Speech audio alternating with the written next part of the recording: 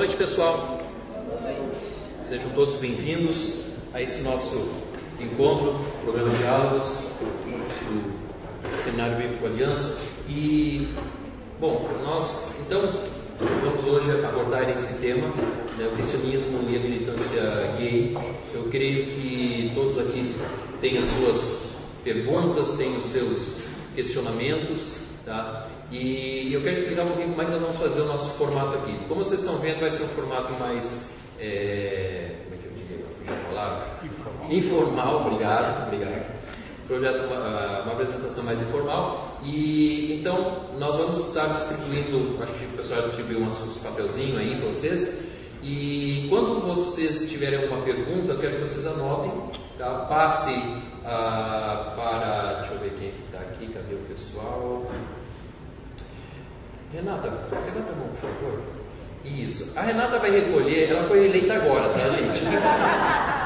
Ela vai, democraticamente eu elegi ela. É a Renata, e aqui está ao seu lado, de cá, a Yara. Yara, por favor, levante a mão. Isso. Essas duas são responsáveis, então, pelo recolhimento das perguntas que vão passar para nós. E aí, claro que eu sei que vai ter muitas perguntas e tal, e a gente vai tentar filtrar aquilo que, vamos dizer, seja mais comum, tá? Então, eu peço para vocês, talvez se a sua pergunta não entrar, ou alguma coisa assim, é porque a gente está com uma fila aqui, que eu sei que vai ter bastante coisa. O formato vai ser mais ou menos o seguinte: nós vamos ter um período aqui de meia hora para nós conversarmos, tá? Os palestrantes falarem aqui, nós vamos dar um intervalo de 5 minutos, tá? Para os palestrantes tomar uma água, pensar alguém que tem no banheiro e tudo mais, e aí a gente volta e assim nós vamos fazer 3 blocos para vocês terem esse momento, 4 blocos para ter esse momento, tá? O último nós vamos abrir mais para perguntas mesmo e tentar focar um pouco mais lá. Mas se tiver alguma pergunta mais pertinente ao tema, a gente coloca aqui mesmo na hora, vai ser de bate-pronto mesmo, né? Tá bom? Então, bom, é só mesmo para dar as boas-vindas a todos. O nosso irmão Alexandre Hatsu, ele vai estar apresentando os nossos palestrantes, vai fazer a mediação disso, tudo aqui. E eu gostaria que nós estivéssemos então começando com uma palavra de oração. Vamos orar? Pai, eu te agradeço pela noite, eu te agradeço por cada pessoa aqui, te peço a tua bênção sobre cada um, que nós possamos ter o máximo de proveito dessa palestra, desse encontro, desse diálogo, e que o Senhor esteja falando nos nossos corações. Toque também na vida dos palestrantes e que tudo vá de acordo com a tua vontade. Eu peço a tua bênção sobre cada um de nós, em nome de Cristo Jesus. Amém.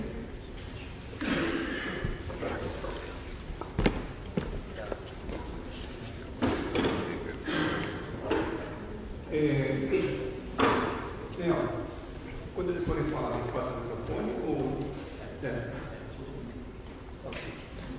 Bom, boa noite a todos mais uma vez, é um prazer estar aqui nesse evento, né, o Diálogos. Meu nome é Alexandre Errara e eu vou, então, hoje mediar essa conversa, né, sobre esse tema que temos hoje aqui. Para conversar um pouco conosco hoje, nós temos o bispo Joseph Zélio, quase isso.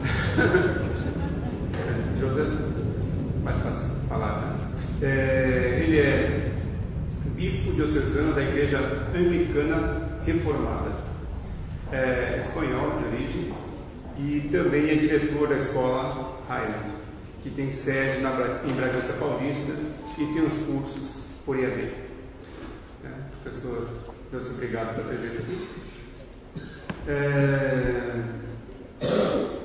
E também temos aqui o missionário Aramis Barros, que é missionário da Agência Missionária Interlink, professor de História da Igreja do Centro de Estudos Teológicos do Vale do Paraíba, em São José dos Campos. E também é membro da Igreja Metodista do Brasil e Lorena. Então, hoje nós temos como tema aqui, falamos um pouco sobre a igreja, um tema, só para fazer uma breve introdução. Talvez alguns de vocês devem ter visto a capa da Veja, se não me engano, umas 2 semanas atrás, da Veja São Paulo, e a capa da Veja estava estampada era a discussão, né, daquilo que foi o projeto aprovado na Comissão de Direitos Humanos, né, que depois ficou conhecido então como o tema da Coraline. Na verdade, não é exatamente, né, essa expressão foi utilizada lá, mas enfim, como foi veiculado pela mídia. Então, é um tema bastante relevante que está presente no nosso dia a dia, né, ganhou relevância novamente nas últimas semanas. Houve até nas manifestações de ruas aí, algumas alusões a esse tema, e é sobre isso que nós vamos conversar hoje. Eu queria já pedir então o professor Aramis falar um pouco para nós sobre esse movimento, né, que até existe já um tema, né, que é gaysista, né? Fala um pouco do preâmbulo da introdução desse tema. Boa noite, irmãos. Mais uma vez, meu agradecimento pelo convite, um gosto estar aqui com vocês. Também pela companhia do Bispo José, do Açul, do Lealdo, que esteve conosco aí, nos ajudando e cuidando de toda a preparação para estarmos aqui. Você deve estar, talvez, estranhando esse termo gaysismo. Isso é um neologismo importante para ser usado no tratamento dessa questão, porque é importante que se diga desde o princípio que nem todo gay é gaysista, nem todo gaysista é gay. Parece um pouco confuso o princípio, né? Mas é que gaysismo trata de uma militância política. O gaysista é um militante político, independente do fato dele ser ou não homossexual. Então, é muito importante que a gente tenha bem claro alguns pontos relevantes dentro dessa discussão, porque a igreja evangélica, a igreja católica, o mundo cristão de forma geral, tem discutido essa questão efervescente da militância gay sob uma ótica equivocada, mas equivocada para nós, não para eles. Eles têm todo o interesse que a discussão gira em torno do homossexualismo. E a igreja, por não entender a razão ou o substrato dessa discussão ou dessa militância, ela acaba gastando toda a sua energia, todo o seu tempo e toda a sua dedicação para discutir um tema que verdadeiramente é indiscutível na igreja, né? Alguns dos irmãos têm alguma dúvida de qual é a posição bíblica sobre o homossexualismo? Qual é a posição da teologia cristã, da cultura cristã espalhada por todo o Ocidente? Alguns dos irmãos têm alguma dúvida sobre isso? Ou seja, o homossexualismo é um ponto pacífico da igreja. E o ponto pacífico significa dizer é pecado. O homossexualismo é pecado. Isso é o que a igreja cristã sempre afirmou, que as escrituras afirmam, que a cultura cristã afirma, né? Então, quando você aceita ou traz essa discussão para um nível da discussão sobre a conduta homossexual, você abre caminho para N possibilidades infindáveis de uma discussão que não vai chegar a lugar nenhum, né? Se é ou não científico, qual é a origem, nada disso interessa para nós todos. O mundo ensina na teoria da evolução, em todos os lugares nós continuamos afirmando o criacionismo, porque a igreja não é academia. Então, a igreja é o lugar onde nós manifestamos a palavra de Deus, a vontade de Deus. Nós trazemos profeticamente aquilo que Deus quer que o mundo ouça. Então, com respeito ao homossexualismo, que sempre existiu, sempre existirá, nós temos uma palavra, é pecado. Então, focar a discussão em cima do homossexualismo é um equívoco, e nós temos feito isso. Qual é o sentido maior? Eu vou pedir até que o Bispo José dê continuidade a essa linha de pensamento. Nós precisamos entender o que está por debaixo desse movimento. E o que está por debaixo desse movimento é um movimento revolucionário cultural, que é um movimento que não aparece como tal. O que aparece é mais ou menos como um iceberg. Você já viu imagens de iceberg, né? Você não deve ter visto um iceberg, pessoalmente, mas já deve ter visto imagens de iceberg. O iceberg é uma enorme montanha de gelo, que pode ter até quilômetros de dimensão, de diâmetro, mas que não aparece no seu tamanho real, né? Ele fica submerso. O que aparece são as suas pontas, os seus cumes. Então, esse movimento revolucionário cultural, que é muito antigo, o que aparece são os cumes dele. Então, o gaysismo é um desses cumes, o neofeminismo é outro cume, a liberação das drogas é outro cume, o abortismo é outro cume desse movimento, né? A luta pró-pedofilia, que já é uma coisa que está acontecendo, embora não apareça assim na mídia, mas já está acontecendo em ambientes acadêmicos e na Europa, em algumas áreas políticas, é uma outra ponta desse movimento. Então, se nós não entendermos que gaysismo é uma ponta de um iceberg maior, nós vamos continuar socando o vento. Sabe? Obrigado. A paz do Senhor, meus irmãos, obrigado por estar aqui esta noite. Como estava comentando o meu caro irmão Aramis, quando nós pensamos sobre gaysismo, nós estaremos cometendo um erro se pensamos que o gaysismo, o movimento militante, é uma questão aislada, já forma parte do movimento maior. E a questão terrível é que eles estão ocupando um espaço na sociedade brasileira porque a igreja se fechou nas quatro paredes. A igreja precisa recuperar a sua missão. A missão da igreja não é simplesmente fazer que o número de pessoas que vão ao céu seja maior. Isso é importante, é essencial. Mas se a função da sociedade é só ter novos bebês, que nascem bebês, e não cuidar que essas crianças cresçam, então o bebê vai crescer, vai nascer e vai morrer. Nós precisamos fazer que uma criança cresça e forme parte da sociedade. A igreja parece que só está preocupada de ver bebês nascer. O mandato que nós recebemos como igreja não é só um mandato de evangelismo, é um mandato cultural. É um mandato que é para ir às nações, batizar as crianças que aceitam Jesus Cristo e ensinar tudo aquilo que Jesus Cristo ordenou. E essa frase nós esquecemos muitas vezes, porque essa frase está vinculada a Gênesis 1. A Gênesis 1, antes do pecado original, Jesus Cristo falou o seguinte: para tomar domínio sobre a terra. Se nós temos uma narrativa bíblica, em outras palavras, se entendemos a história bíblica de Gênesis a Apocalipse, percebemos que Deus, depois daquele homem, escolheu Israel e depois enviou Jesus Cristo. Com Jesus Cristo se cumpre a promessa de Abraão, que a promessa não é só para Israel, é para todas as nações.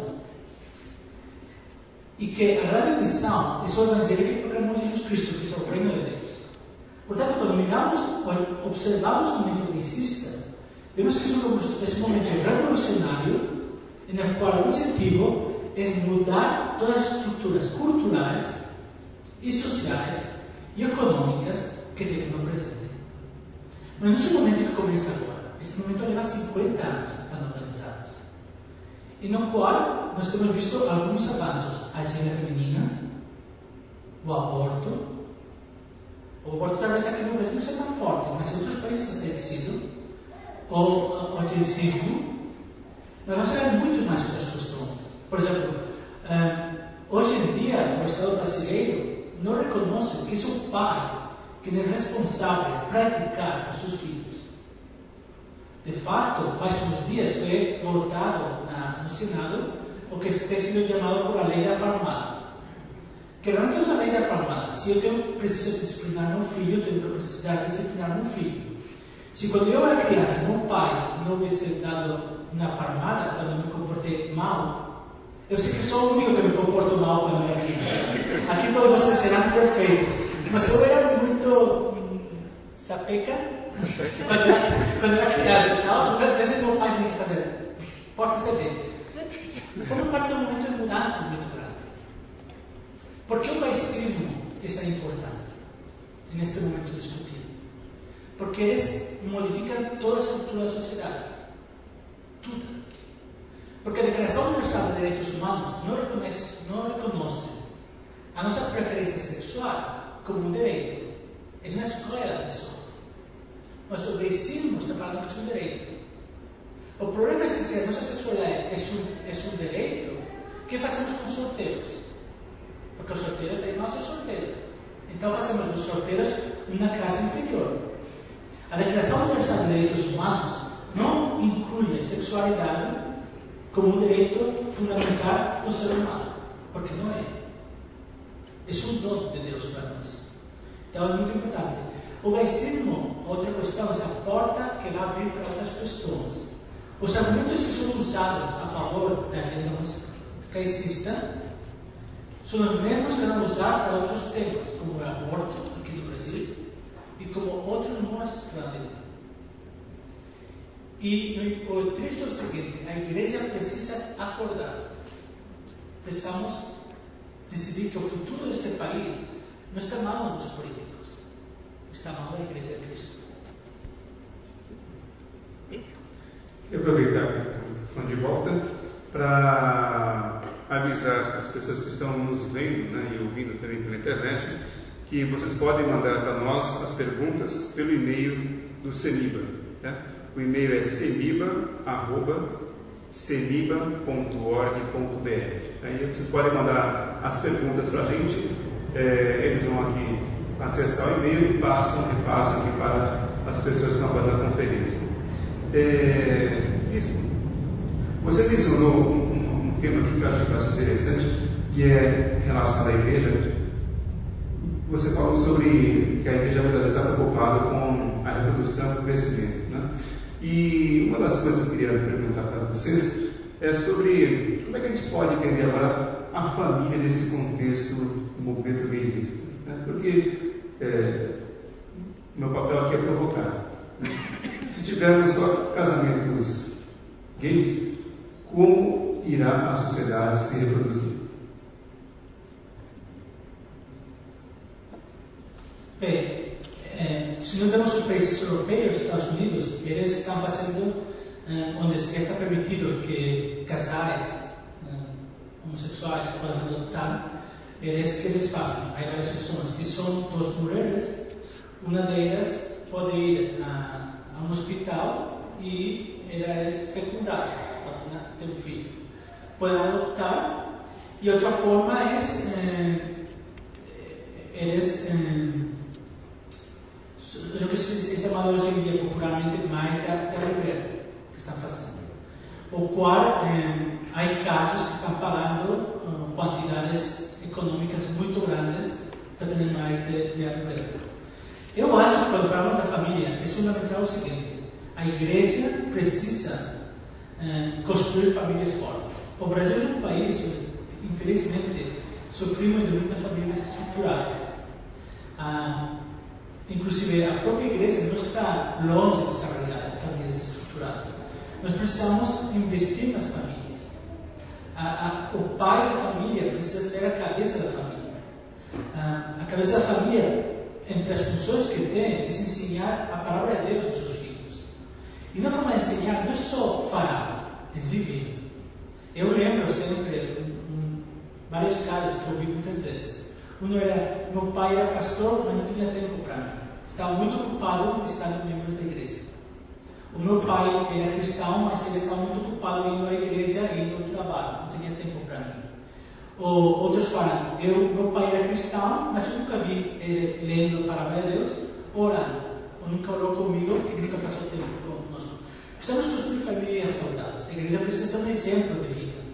Eu acho que quando nós fizermos um exemplo de vida, eliminamos um dos argumentos em contra de nós. Os gaysistas falam, esses cristãos são hipócritas. Isso é um argumento que constantemente estão enviando. Cristão é hipócrita. Ele fala uma coisa e não vive outra. Temos que mostrar que realmente não somos hipócritas. Vivimos aquilo que falamos. Dentro desse tema, eu acho que é interessante você observar uma coisa. Quando falamos de família tradicional, a ideia que nós temos é esse universo de pai, mãe e filhos, né? Mas trata-se aqui, irmãos, de uma visão, digamos, de família já tanto compactada, que é essa visão de família pós-revolução industrial, né? Porque se a gente regredir um pouco na história, se você olhar, por exemplo, na Idade Média, aquilo que se tinha como ideia de família era um núcleo maior do que isso. E qual a importância disso? A criança, né, a prole, que é o alvo de proteção da família, ela não tinha apenas no pai o arquétipo masculino, né? Porque cada um de nós tem as suas virtudes e tem os seus defeitos, né? Eu, por exemplo, tenho mais defeitos que virtudes, né? Os irmãos talvez não. Então, o filho encontrará no pai algumas virtudes, mas encontrará no tio, no avô, no outro tio, no outro primo, outras virtudes e defeitos. A mesma coisa a menina, né? Então, a família era um núcleo muito maior, era uma pequena comunidade dentro de uma comunidade maior. Então, essa é a visão. Quando se pensa em família, no sentido mais profundo, pensa-se nessa pequena comunidade. Bom, isso já foi esfacelado em razão dessa realidade urbana que nós vivemos, e está sendo ainda mais esfacelado, né? Porque hoje pensar em congregar pai, mãe e filho já é uma tarefa hercúlea, né? Em muitos lugares, né? Já há uma separação ainda maior.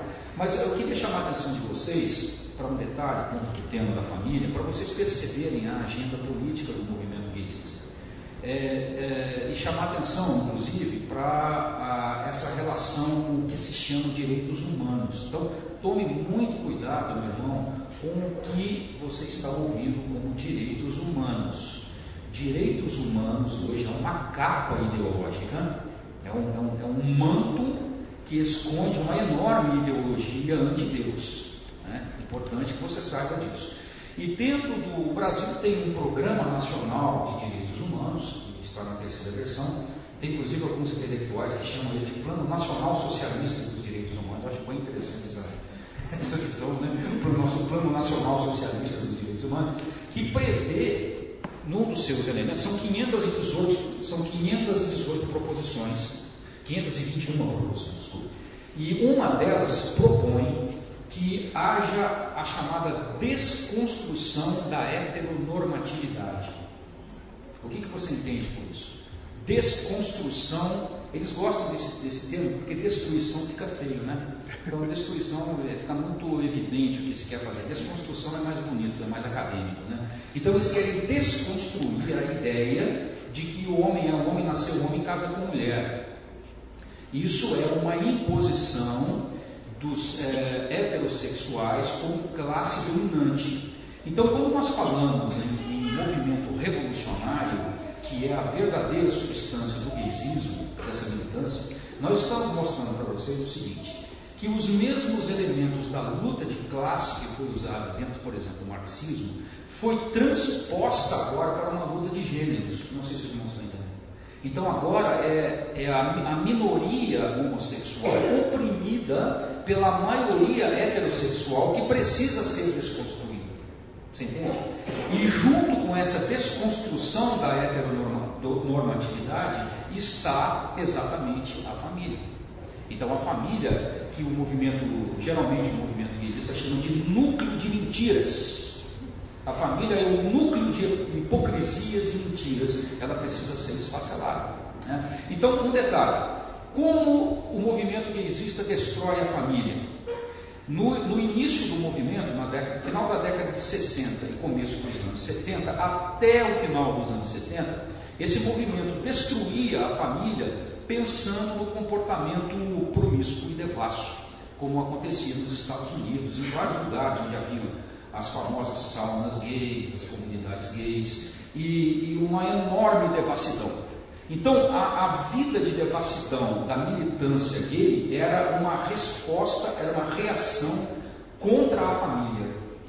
Mas veio a AIDS, e esse negócio não foi muito producente, né? E então, a AIDS mudou, inclusive, o perfil da liderança da militância gaysista, que passou para a mão das mulheres, das lésbicas, em vez dos homossexuais masculinos. Então, essa ideia da grande promiscuidade para destruir a família mudou. Como que você destrói a família hoje? Você gera uma pseudo-família, entendeu? Você gera uma família homossexual, que não tem em si mesmo a capacidade geracional de uma família. Ora, por que o Estado, isso está na Constituição, por que o Estado protege a família, irmãos? Você já reparou que isso está na Constituição? Não só brasileira, em várias. O Estado tem como foco especial de cuidado e de proteção a família, porque está na família a semente, a geração daquela nação. A capacidade reprodutiva daquele povo está na família. Então o Estado não tem interesse no seu romance, irmão. O Estado não tem interesse se você vai ser feliz sexualmente ou não. Isso não é objeto de cuidado do Estado. O Estado quer promover a nação, porque o Estado é uma dádiva da nação. O Estado não foi a nação que foi dada para o Estado. O Estado é que é fruto da nação. A nação é que diz que o Estado quer para si. E o Estado protege a família. E a família é o núcleo geracional e aquilo que garante que a nossa cultura, como tal, sobreviverá. Então veja o que está acontecendo na Europa. O bispo José é de lá, conhece a realidade da Espanha, da Inglaterra, de vários países. Veja o que está acontecendo na Europa. A morte cultural do europeu, né? O decréscimo populacional na Europa. Então veja o que nos aguarda com o advento da pseudo-família, as famílias fruto de união de pessoas do mesmo sexo. Tá? Exatamente. Essa reflexão que eu estava fazendo é que se tivermos a proliferação de casamentos homossexuais, a reprodução, ainda que seja assistida, né, por meios tecnológicos, ela acaba contrariando aquilo que é a natureza humana, né? E aproveitando um pouco dessa conversa, vou falar um pouquinho mais sobre o Estado, o papel do governo no próximo bloco, mas agora eu queria voltar um pouquinho sobre a família. E uma das coisas que a gente sempre se pergunta, né, que muitas vezes se fala, é que para os homossexuais, e aí de novo uma provocação, seria um direito deles, e nós falamos um pouco sobre direitos humanos aqui. E eu queria que vocês comentassem um pouco como é que fica o direito da criança ou das crianças que estão envolvidas nesses casais, nesses casamentos, e agora recentemente nós tivemos aí, em 2011, se não me engano, a aprovação, inclusive por lei, né, dos casamentos homossexuais. Então, se de um lado se tem a defesa do direito dos homossexuais de se constituir a família, quem defende como é que fica o direito das crianças, que até recentemente, os mesmos psicólogos que recentemente contestaram a aprovação da lei aprovada na Câmara, até recentemente os próprios psicólogos diziam que era importante o papel do pai e da mãe, né? Ainda que seja de uma maneira ampliada, como você mencionou. Eles não estão preocupados com o direito da criança. Por quê? Porque a criança não paga impostos. A criança não vota. Não, é certo, a criança não tem nenhum valor. Observemos uma questão. Eles já estão a ponto de aprovar leis a favor do aborto. Eles não estão preocupados com a criança. A criança começa a ter um pouco de valor quando ela começa a consumir, quando começa a votar. Então, eles querem. Nós vivemos na sociedade hedonista. Outras palavras. Eu quero o que eu quero, porque eu quero, e ninguém tem direito a falar o que eu quero, porque eu quero. E vivemos uma sociedade pluralista. Então, sua verdade é sua, mas a minha verdade é diferente. Então, eles não estão preocupados com os direitos de criança. Podem criar seu próprio estatuto de direito de criança, mas não estão preocupados. Então, de que estão preocupados? De que as pessoas que são homossexuais podem ter direito. Por que eles querem ter uma criança? Porque querem uma criança. Então, não se preocupam se é melhor ou pior para a criança. Essa não é a preocupação que tem. A preocupação que tem é que, se eles conseguem que este movimento apoie a certos políticos, eles sabem que esse movimento tem recursos financeiros, representa votos e representa opinião. E, portanto, vai conseguir apoio para manter-se no poder. E uma sociedade que, infelizmente, é muito corrupta, como a brasileira. Não só a brasileira, tem outras sociedades, como está vindo para aqui, como o meu país está muito corrupto agora mesmo. Mas a realidade é que não estão preocupados com a criança. As únicas pessoas que têm preocupação com as crianças sempre foram os cristãos. Nós estamos voltando, em muitos aspectos, ao próprio Império Romano. O Império Romano nasceu na mulher, na criança feminina, e não interessava, elas jogavam na rua para que morresse. E eram os cristãos que pegavam essa criança e cuidavam dentro dessa família extensa que falava o nosso caro Aramis. Portanto, se você me pergunta a mim quais são os direitos dessa criança, não tem. O governo não está preocupado. O governo só está preocupado a certa idade, quando vai à escola, começar a doutrinar essa criança com certos valores, certa ideologia. E eu falo, eu tenho uma sensação às vezes que na escola pública eles nem idealizam mais, eles idiotizam as crianças. Eles e o Globo fazem um trabalho maravilhoso. A novela e a escola. Eu vou à escola, eu não era muito inteligente na escola. Eu falo que era bastante. Eu gostava de avançar, não gostava de estudar. Então, eu sempre tinha aquelas 3 matérias que eu não conseguia passar. Então, eu tinha que passar todo o verão estudando, para em setembro fazer um novo exame que conseguiu passar para o seguinte curso. Porque era naquela época que você podia repetir o curso, hoje em dia não pode. E eu, ser um bom estudante, eu sei muito mais que pessoas que estão a ponto de entrar na universidade. O próprio governo brasileiro está falando que quando um jovem entra na universidade, ele não sabe. Por quê? Porque o primeiro ano da universidade, ele tem que estudar português, sociologia e antropologia. Por que tem que estudar isso? Porque o governo reconhece que o estudante não tem o conhecimento básico do direito, né? É uma questão tão básica como o português. Eles não estão interessados com as crianças. Não estão. Portanto, eles não se importam de dar essas crianças para o próprio casais homossexuais. Bom, lembrando, complementando aqui o que o Bispo José falou aqui, com toda a autoridade, já se fala nos meios acadêmicos em aborto pós-parto. Não sei bem o que as pessoas têm ideia ali, né? Mas o aborto pós-parto seria o seguinte: nasceu, né? Mas a mulher se sente assim, muito deprimida pelo fato de que não irá poder criar a criança. Então ela tem o direito de matá-la, né? Então eu queria lembrar vocês o seguinte: já que o tema aqui o aborto como mais uma ponta do iceberg, né? O abortismo é mais uma ponta do mesmo iceberg em que se encontra o gaysismo. Essa ideia marxista, o neomarxista que se vive por trás disso tudo, né? que alimenta ou retroalimenta tudo isso, pensa em direitos humanos como direitos sociais. Quer dizer, o ser humano tem direitos enquanto ser social. Mas eu gostaria de lembrar a vocês o seguinte: é uma coisa muito importante que tem fugido da discussão. A teologia cristã teve uma contribuição importantíssima, crucial nessa história de direitos humanos, porque ela não pensa direitos humanos enquanto direitos sociais. Ela pensa em direitos humanos enquanto direitos da pessoa humana. Você está entendendo, meu irmão? Está entendendo? Então, aí é que entra um detalhe de suma importância. O que é uma pessoa? O conceito de pessoa é um dos maiores legados da teologia cristã para a sociedade. Veja, o conceito de pessoa, essa palavra latina persona e o grego hipóstasis, né? Houve muito problema de comparação entre esses termos na época da teologia cristã primitiva, mas enfim, o termo romano, né, latino, persona, tinha um significado assim muito limitado no campo jurídico, que tentava definir qual era o indivíduo cujo testemunho podia ser aceito no tribunal.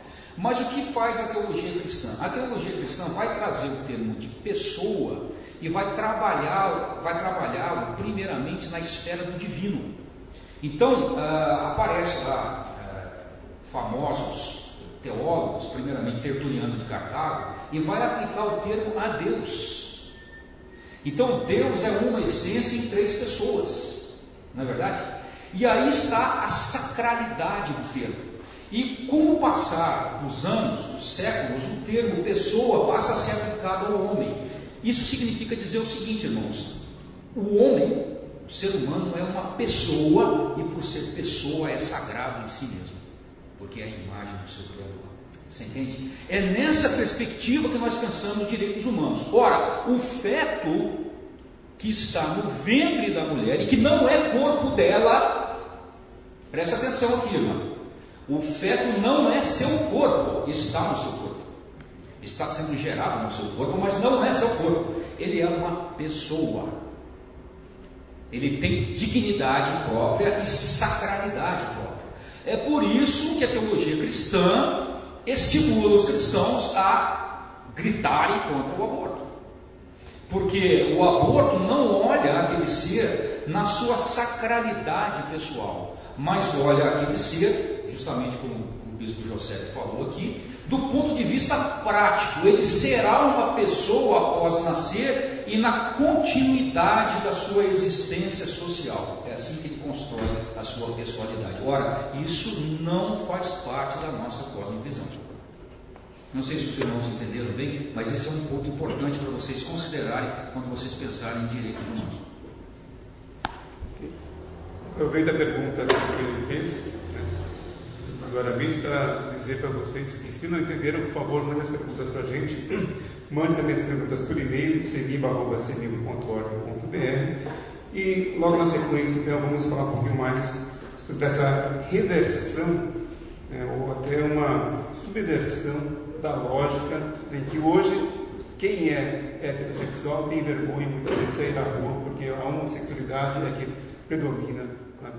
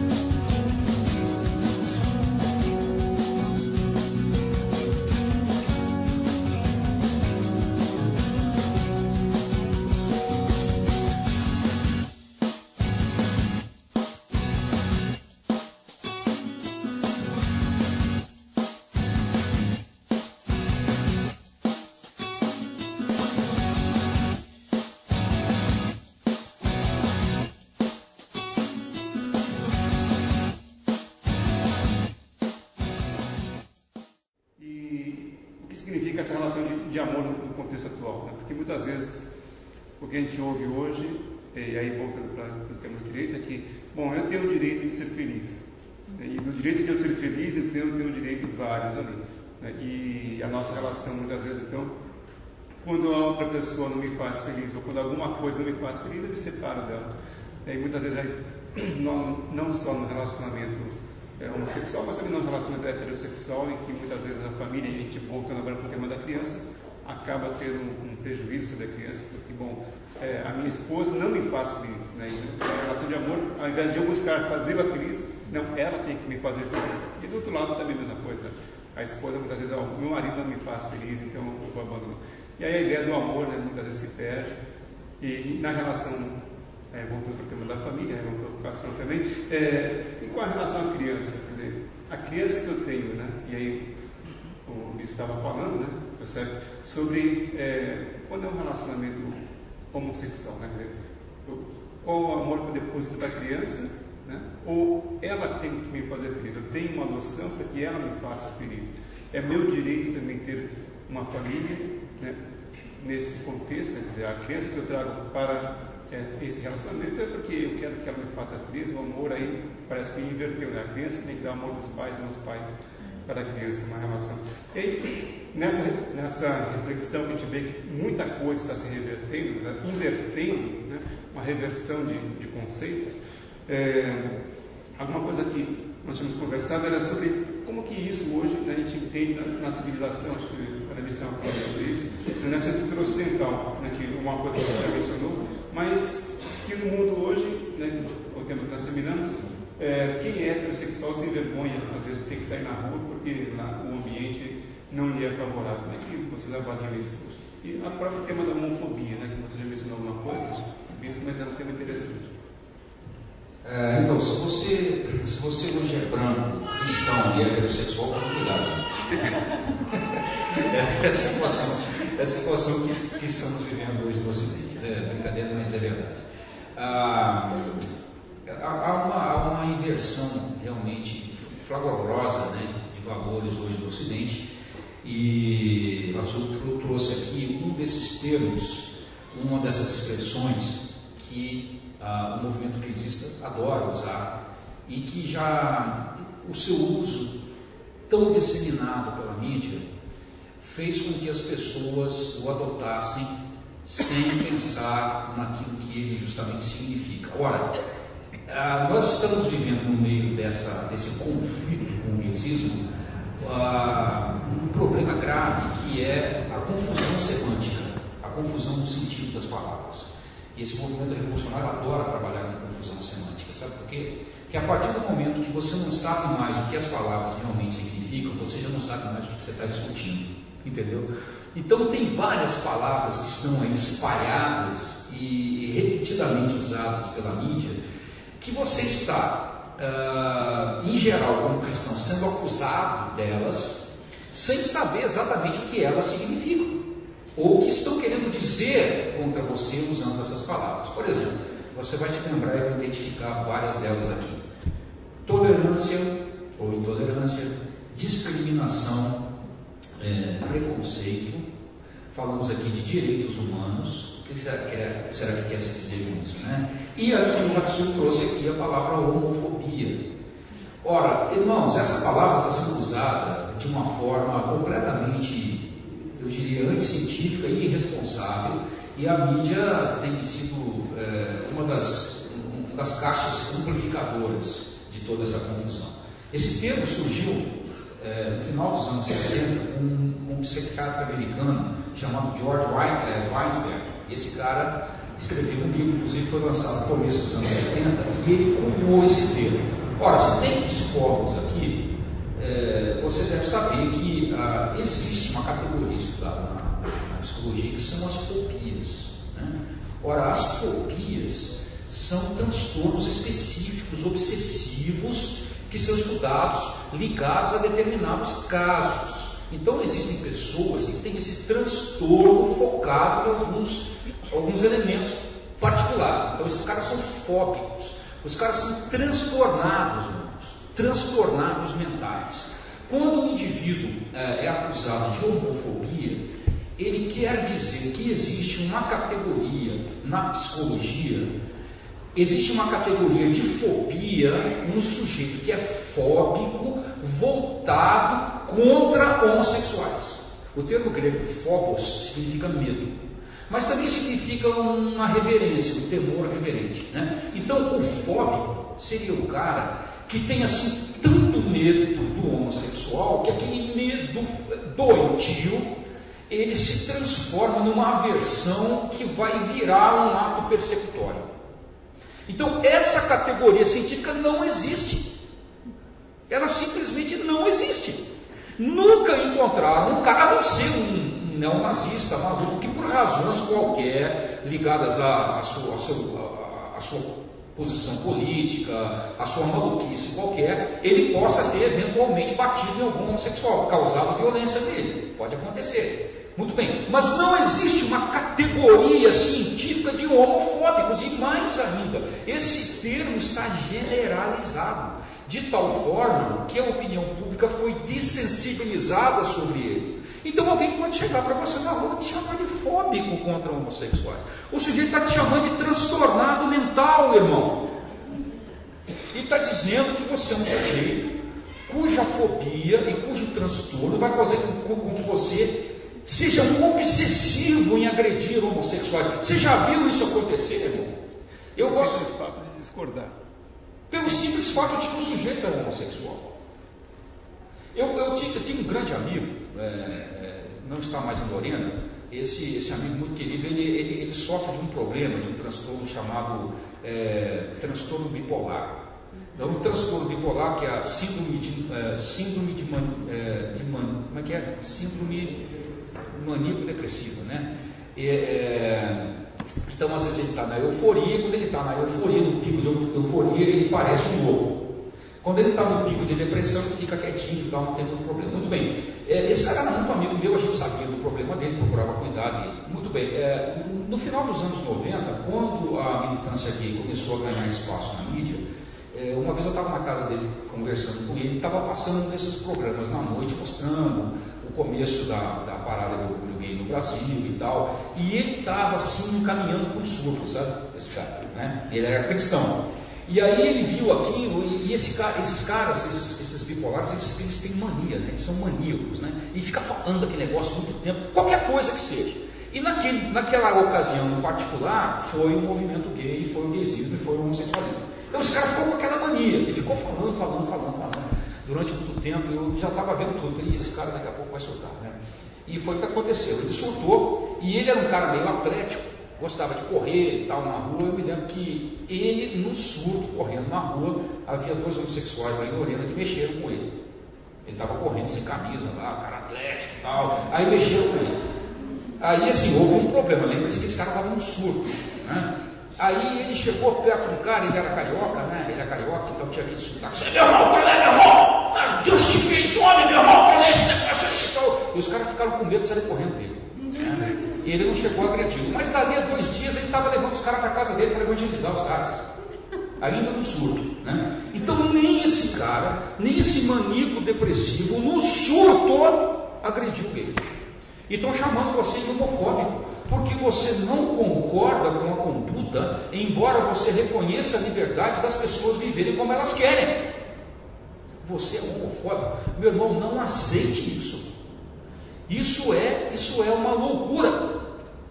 Nós estamos aceitando, estamos num nível de desensibilização do qual a mídia é diretamente responsável, transformando um termo que não tem reconhecimento científico como uma verdade.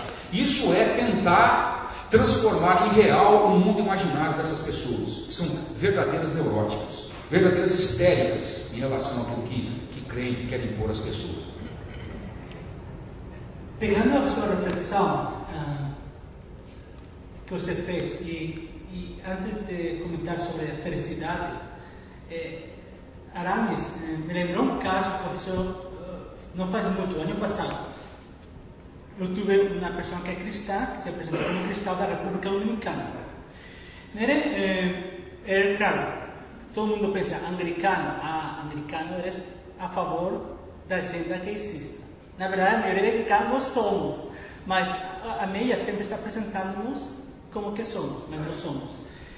E ele começou a fazer perguntas. Então ele falou, o que você opina sobre a violência contra os homossexuais? E eu falei, qualquer pessoa tem direito a ser respeitada e ser protegida contra qualquer violência. Nada justifica a violência contra a pessoa, por qualquer motivo, já seja pelo sotaque, pelo color da pele, pela sua preferência sexual, pelo color do cabelo, por ser homem, por ser mulher. A violência não é justificada, por nenhum caso. Então, ele gostou da minha resposta, então ele voltou a escrever. E ele começou, eu estou vendo que você é um cristão muito aberto, muito responsável. Todo papo muito bem. E no momento, eu reconheci que ele era homossexual, e que eu sentia que eu era uma pessoa que podia conversar. Mas em um momento, ele me perguntou, o que você acha que a Bíblia fala? E eu falei, a Bíblia fala claramente que a homossexualidade é um pecado. A resposta dele foi, você é homofóbico. Enquanto eu concordava com aquilo que ele me apresentava, eu era bacana, eu era legal, era um amigo. No momento que eu falei algo que ele não gostou, eu era homofóbico. Então, isso é usado de uma forma constante. Nós temos comentado aqui muito forte que estamos no momento de uma revolução cultural. Parte dessa revolução cultural é isso que eu chamo de hedonismo, individualismo radical, no qual o alvo desta vida é você ser feliz. O que é ser feliz? Bem, existem muitas explicações, mas o que a pessoa pensa quando fala eu quero ser feliz, essa é a propaganda que temos visto recentemente no Pão de Açúcar. Que faz você feliz? Você viu a musiquinha? A primeira vez que eu vi a música, eu falei, eu adorei a música. Eu falei para minha esposa, a cantar essa mulher com uma voz super doce, um rosto de uma menina perfeita, uma banda com uns rapazes bonitos, as imagens de crianças com mulheres. Nossa, você vê aquele vídeo e fala, eu sou feliz e eu vou ao Pão de Açúcar. Eu vou ao Pão de Açúcar a comprar, e no Pão de Açúcar você compra dois produtos e você sai sem ter mais dinheiro por um mês. Mas você vai porque esse é o lugar de gente feliz. Então, mas esse conceito de felicidade que existe. Então, se o nosso conceito de felicidade é aquele, se eu quero estar sempre, se eu fosse um bipolar, eu quero estar sempre no pico da felicidade, que é impossível. É impossível ser todo mundo ser super feliz. Que implica? Eu quero fazer tudo o que me faz feliz. Portanto, eu vou à igreja porque a mensagem que o pastor fala é ungido e é abençoado. Mas realmente o que eu estou falando? O que o pastor fala, eu gosto de ouvir. Mas se o pastor fala uma coisa que eu não gosto e vem e fala que eu tenho que mudar alguma coisa, eu vou mudar de igreja. Eu sei que isso acontece só com os americanos. Com outras igrejas não acontece comigo. Só sempre acontece comigo, não sei porquê. Mas esse caso chega muito mais grave. Chega na família. Os divórcios, a maioria dos divórcios acontecem no primeiro ano de casamento. E muitas vezes, o que começa uma briga são coisas pequenas. Não é só aconselhar um casar, como nós brasileiros, no teu programa Conte, porque o marido esquecia de baixar a tapinha do shampoo. Aquele foi o início de um debate, uma discussão. Realmente o problema era a falta de comunicação, mas que causou uma bola de neve que depois de 15 meses estavam dispostos a separar-se. Por quê? Porque não eram felizes.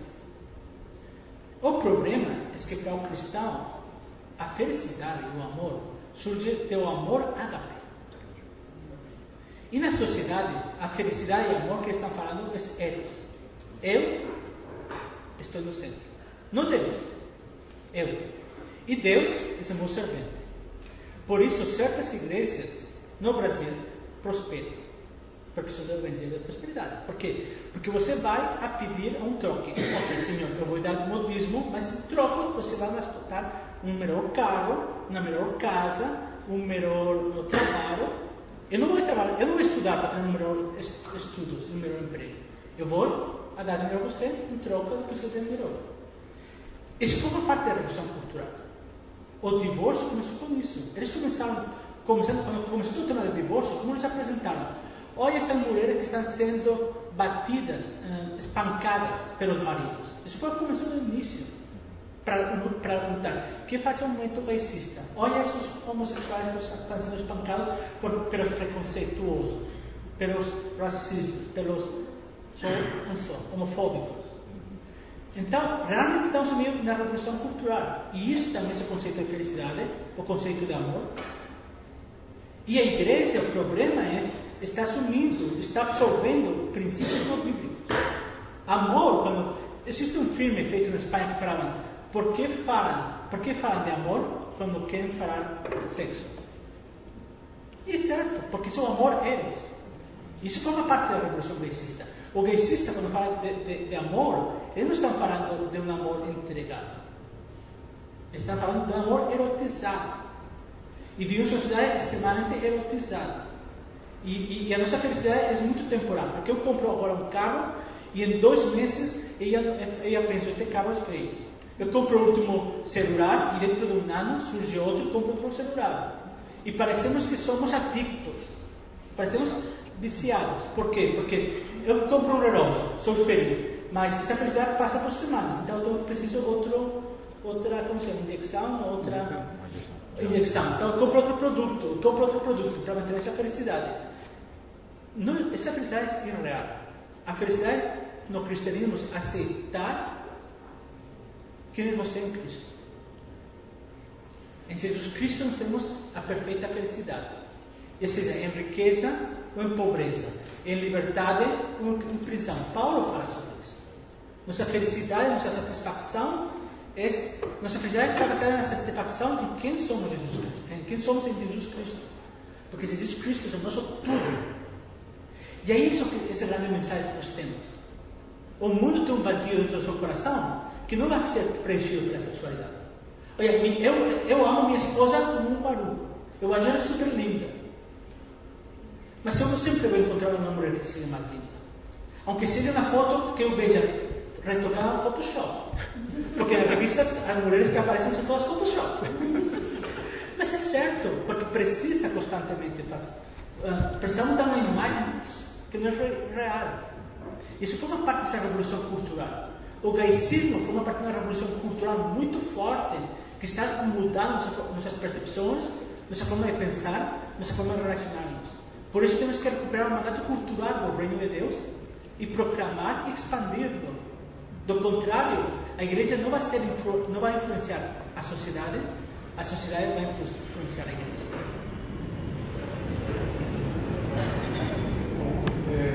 Mais 15 minutos.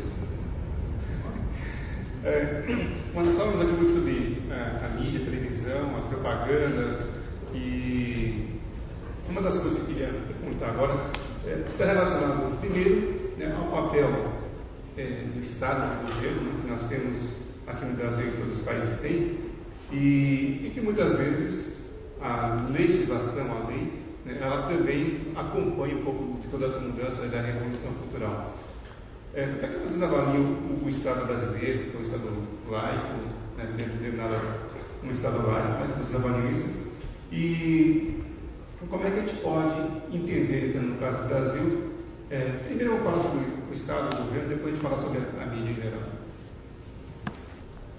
Esse é um tema extremamente importante, isso ressaltou aqui, porque Estado laico, laicidade do Estado, é um desses elementos que constam do vocabulário que existe, ou seja, o qual é recorrente dentro de toda essa militância, né?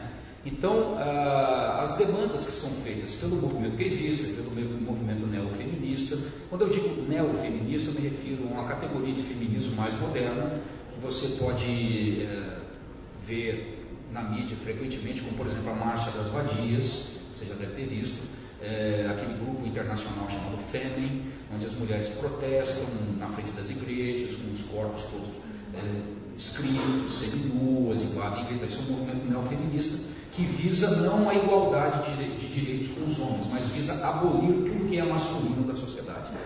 Então, por isso a agenda próxima com o movimento gaysista, que é nada mais nada menos que a femininização dos homens, né? Então, o Estado laico, geralmente, ele é visitado e revisitado nesse discurso. Ora, a gente precisa entender o seguinte: o que é Estado? O que é Estado? Bom, o Estado, falando assim de uma forma muito simples, né, sem recorrer a conceitos políticos mais profundos, o Estado é o resultado de uma sociedade, de uma nação politicamente organizada. Então, quando uma sociedade se organiza politicamente, ela gera um Estado. Então, o Estado não é um ser autoexistente. O Estado existe fruto da nação. Então, veja só, nação é um conceito importantíssimo dentro desse mundo político. Porque nação não é povo.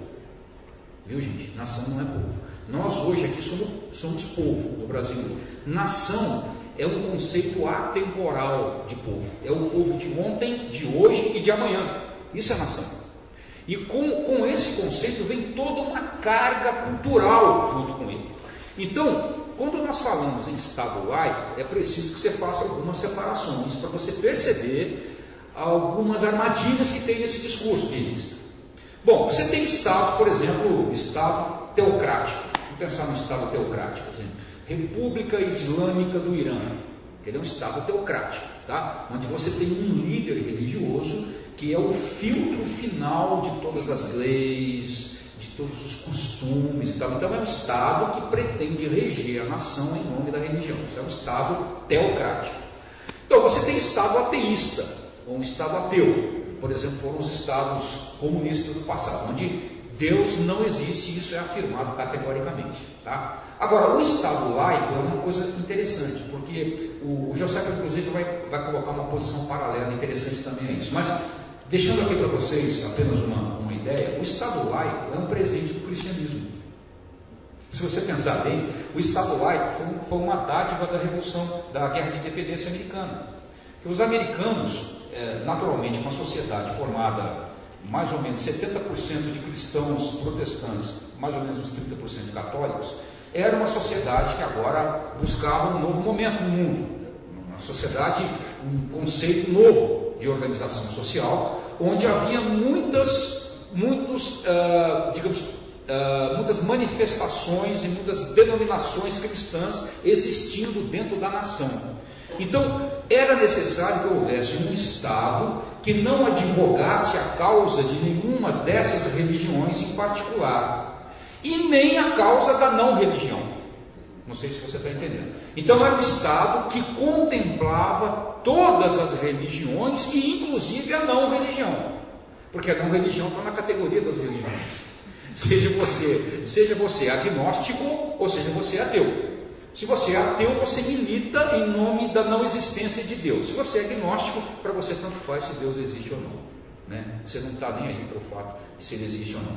Então, o Estado laico é aquele Estado que não é um Estado clerical. Ele não advoga nem pró nem contra. Ele não interfere no curso da igreja. Ele não interfere na igreja e ele nem interfere em pró dessa religião, nem contra aquela religião, nem em pró essa igreja, nem contra aquela. Então, o Estado laico, meu querido, não é Estado ateu. Você está entendendo? Estado laico não é Estado ateu. Ora, eu não sou católico romano, mas eu digo para você de verdade, eu não tenho interesse nenhum que se tire os crucifixos das delegacias ou dos tribunais. Sabe por que eu não tenho esse interesse? Porque para quem não crê, aquilo é um objeto de decoração. Para quem crê, aquilo é um objeto de fé. Só que aquilo lá, bem ou mal, como você pensa, aquilo lá reflete a cultura da nação. Porque você não tem como negar que a nação brasileira nasceu em berço cultural católico. Você tem como negar isso?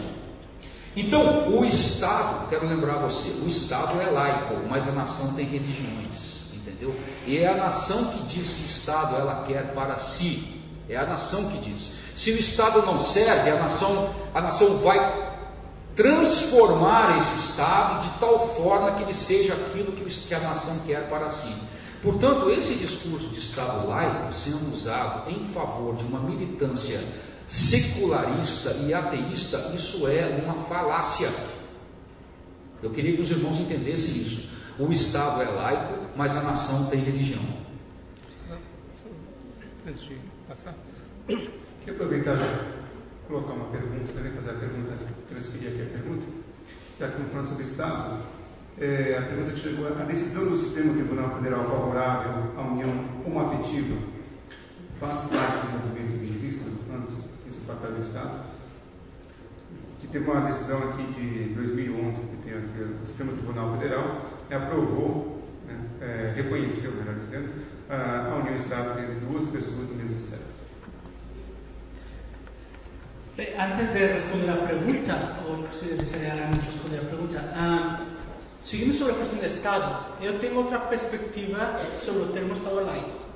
Desde que eu explique, eu antes de convertir-me, estive envolvido em partidos políticos. Dos 15 anos aos 22 anos, estive envolvido em vários partidos políticos, nos quais eram marxistas. Eu não sou comunista porque eu leio a Bíblia e vi que para mim era impossível entender ser marxista e acreditar nas Escrituras. Mas no meu tempo eu fui envolvido e não simplesmente pouco. Aqueles de vocês que lembram da Guerra do Golfo de 1991, você lembra dessa guerra? Bem, aquela guerra, eu fui um dos 3 líderes que me reuni com o governador da minha região, porque nós convocamos e organizamos todos os estudantes do meu estado para sair na rua em contra dessa guerra. Então, eu conheci todo esse movimento marxista, gaysista, porque eu participei do movimento de esquerdas. Quando eu me converti, ao princípio, como toda a maioria de cristãos, você não se preocupa com questões políticas, porque você acha que a questão de política não tem nada a ver com o cristianismo. Porque você não aprende o mandato cultural, a importância do mandato cultural. Algo que eu aprendi é que símbolos e palavras têm muito poder. A igreja tem perdido símbolos. Por exemplo, o fato que eu estou aqui hoje com camisa clerical, espero que não ofenda ninguém, porque não quero ofender. Mas este símbolo, a maioria de vocês pensará que é um símbolo católico romano. O problema é que se isto fosse um exame, você não passaria na prova. Porque esta camisa é presbiteriana. Foi inventada no século XIX por um pastor presbiteriano da Escócia. E a Igreja Católica só começou a usar depois do Concílio Vaticano II, que foi em 1962. De tal forma que em 40 anos todo mundo pensa que usar uma camisa desse tipo é ser católico romano. Mas não era ser presbiteriano. Você imagina o poder de uso de símbolos e palavras. Por que eu falo isso? Se eu falo e explico o Estado laico como Aramis explicou, eu posso encontrar-me com um debate sobre o que significa ser laico. Como eu sou espanhol e tenho a desgraça de haver nascido ao lado de França, os espanhóis não gostavam muito de francês. Mais ou menos como o brasileiro e o argentino. Não? O argentino, ninguém gosta da Argentina. O espanhol não gosta muito do francês. Nós falamos que os franceses não são eleitos, eles não estão no céu. Mas é brincadeira. Deus tem franceses entre o povo. Mas, por que eu falei sobre a França? França é o exemplo claro do Estado laico. Na Constituição Francesa aparecem duas coisas bem significativas. Primeiro, não existe a menção de jeito nenhum de Deus. Na Constituição Francesa, Deus não existe. E o segundo, tem artigos que falam que a Igreja não pode imiscuir-se na vida do Estado. Isso é o Estado laico. Agora, quando eu cheguei aqui no Brasil, uma das primeiras coisas que eu fiz, eu comprei a Constituição brasileira. Só que eu descobri que a Constituição brasileira é uma coisa enorme. Misericórdia, essa Constituição brasileira, tanta coisa tem que falar aqui. Tem muito artigo. Mas a primeira coisa que eu me fiquei surpreendido foi que no preâmbulo fala de Deus. Sabiam que no preâmbulo pedem a proteção de Deus? Portanto, eu não considero que o Brasil seja um Estado laico. Eu considero que o Brasil é um Estado não confessional. Em outras palavras, antes desta Constituição, o Brasil era um país que era confessional católico romano. E nesta Constituição, é um Estado não confessional. Reconhecemos o papel de Deus na sociedade, porque pedimos a proteção no preâmbulo, mas nenhuma igreja é mais importante ou ter preeminência sobre as outras igrejas. Quando eu uso o termo um Estado não confessional, eu quebro a argumentação dos gaysistas. E até agora estou esperando um advogado que me discuta esta apresentação do documento. O segundo artigo que eu descobri muito interessante é o seguinte: o Estado não pode imiscuir-se na vida da igreja. Mas a Constituição fica em silêncio sobre o papel da igreja no Estado. Em outras palavras, a igreja pode e deve imiscuir-se na vida do Estado, porque a Constituição não proíbe. Isso é muito interessante, porque muitas vezes não percebemos isso. De fato, se nós lemos o Antigo Testamento, a voz profética nas questões morais e éticas não eram partidos políticos, era o povo de Deus, eram os profetas. A igreja somos profetas, porque Jesus Cristo é a nossa cabeça, e Jesus Cristo é o grande profeta. Nós temos um aspecto profético de falar ao Estado, mas mais importante que o Estado é a nossa comunidade, porque se no cristianismo a pessoa é essencial, também é importante que a pessoa esteja ingerida na comunidade. E a comunidade e a pessoa precisam de um tal relacionamento que nos ajude a escutar e entender a voz de Deus. Nesse sentido, a voz profética da igreja precisa levantar a voz para a corrupção não é aceitável. O fato que eu pago tanto impostos é imoral.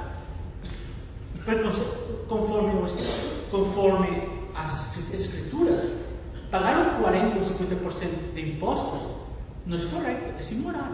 O Estado nos está roubando nosso dinheiro. Então, há mensagem que o cristão precisa. E há muitas mais questões.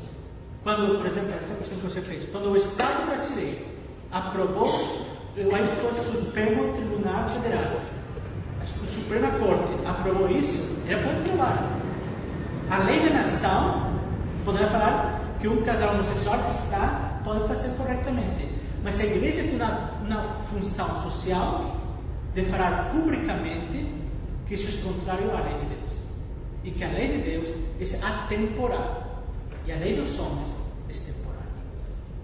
Quando nós não fazemos essa função, nós estamos cumprindo parte do nosso mandato cultural, que é ensinar tudo aquilo que Jesus mandou nós obedecer. Esse é o grande problema, que muitas vezes não fazemos o mandato cultural.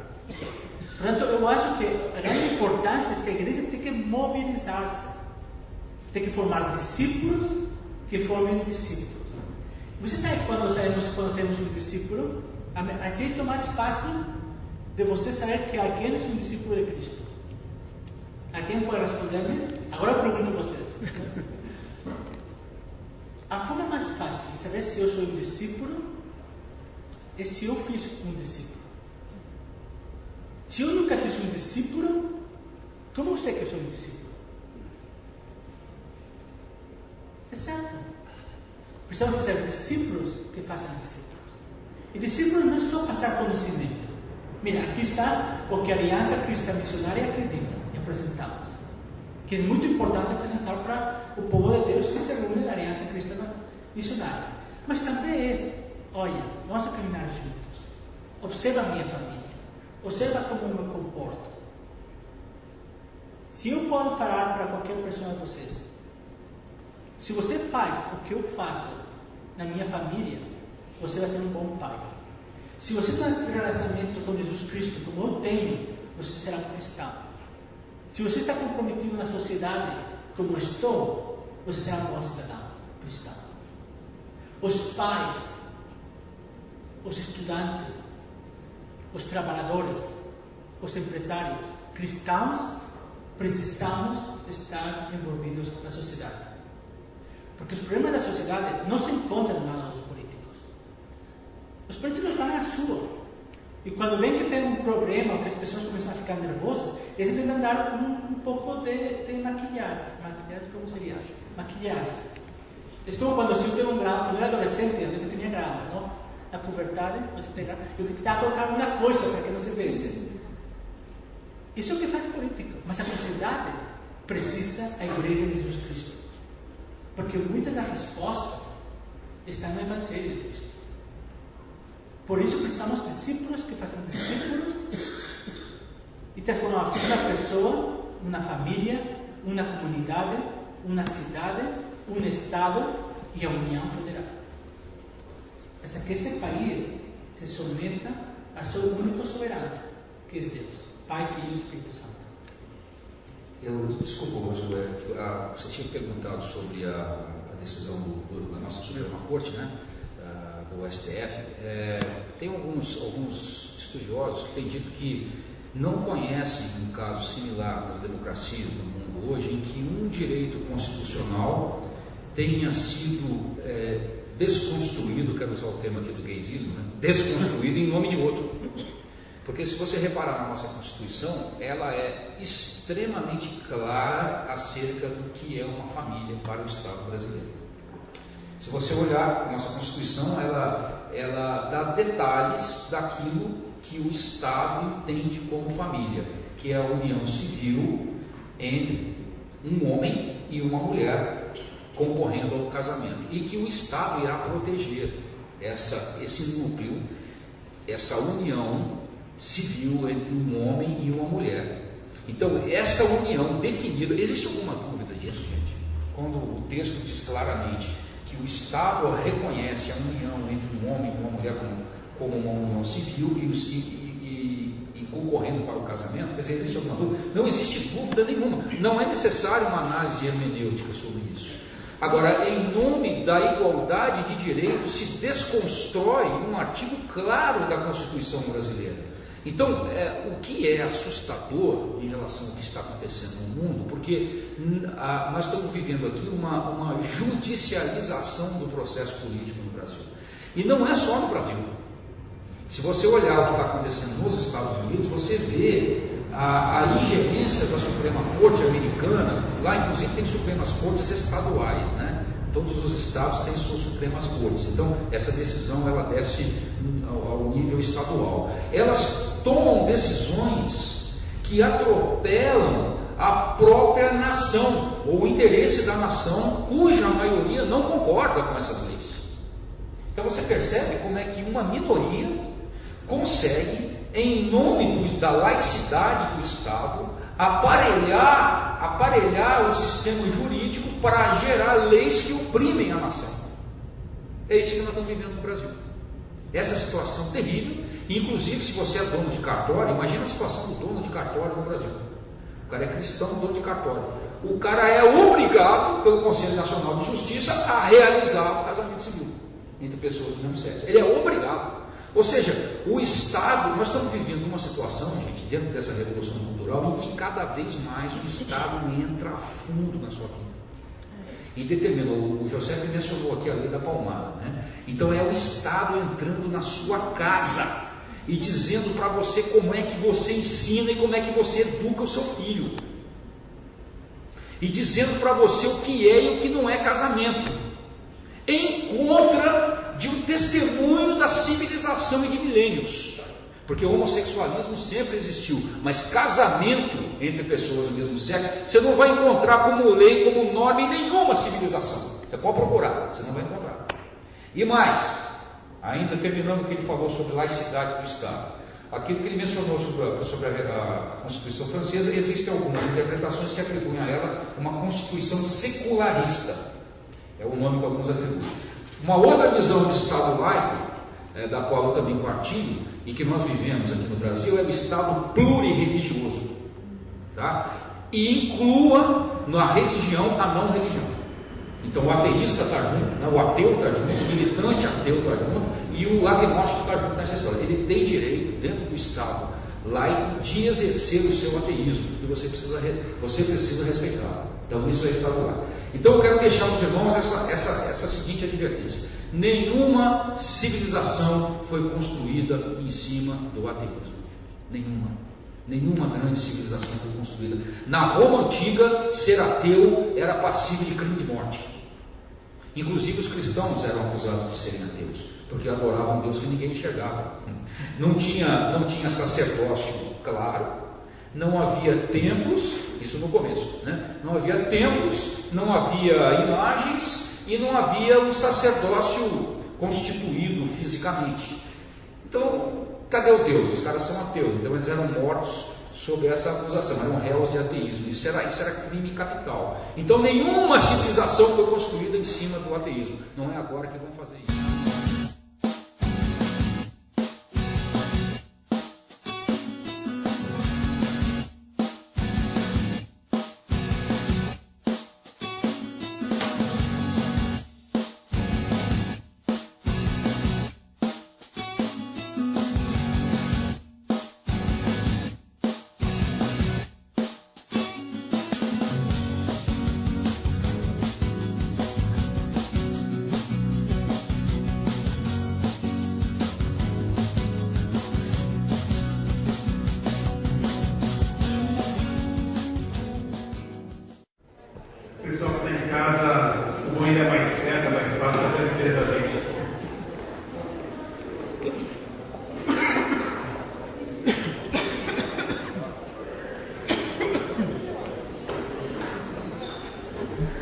Vamos começar com você, estamos chegando agora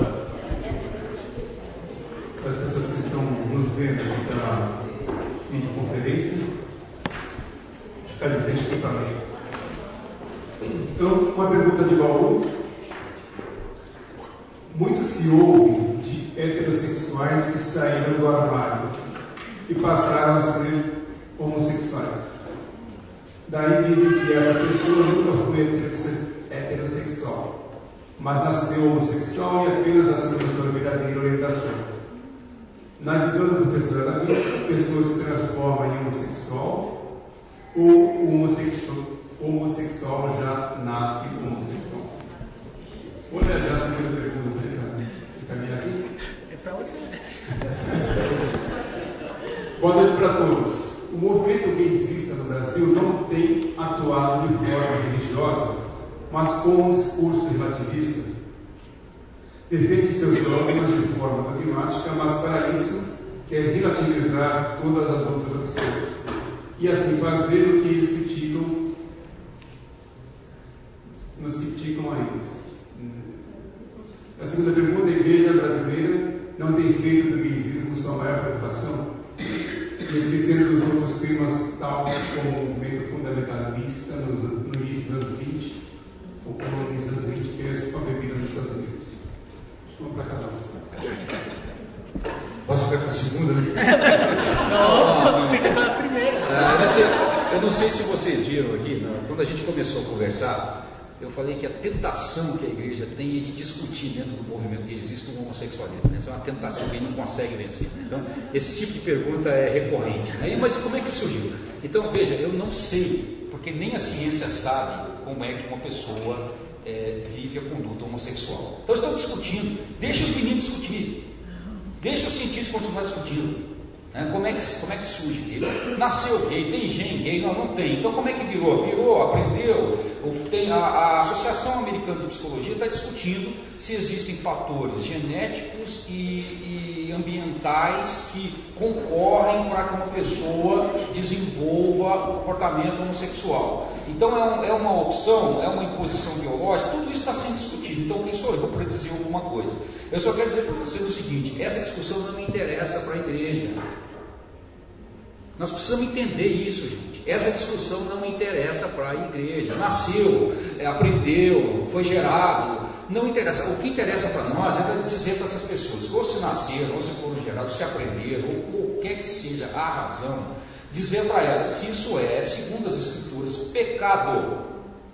Isso é pecado. Então vença a tentação de ficar discutindo isso sob o aspecto científico, porque não é a nossa missão. O José está lembrando aqui do nosso mandato cultural. O nosso mandato cultural não é discutir ciência, porque a ciência, ela não é a última intérprete da realidade. Já se falou muita coisa em nome da ciência que já se desdisse. Né? Até pouco tempo atrás você podia comer gema de ovo, podia comer, agora não pode mais, né? Amanhã talvez possa de novo. Entendeu? Então, veja o que os nazistas disseram em nome da ciência nos anos 30. Veja o que eles afirmaram em nome da ciência. Então a ciência não tem autoridade última sobre a realidade. Tá? Não pode desprezar o que a cosmovisão cristã ou religiosa de forma geral sobre a realidade. Então, essa questão, nosso irmão lá de Baú, quer dizer assim, não sei. E na verdade nem me preocupo em saber. Talvez a ciência um dia o saiba e possa explicar. Então deixa os meninos ficar discutindo isso lá fora, na academia. Lá é o lugar para eles discutirem isso. Tá? Aqui dentro, a nossa função é dizer assim, é pecado, mas Deus tem perdão para você. Você quer conhecer as Escrituras? Você quer saber o que Deus tem para você?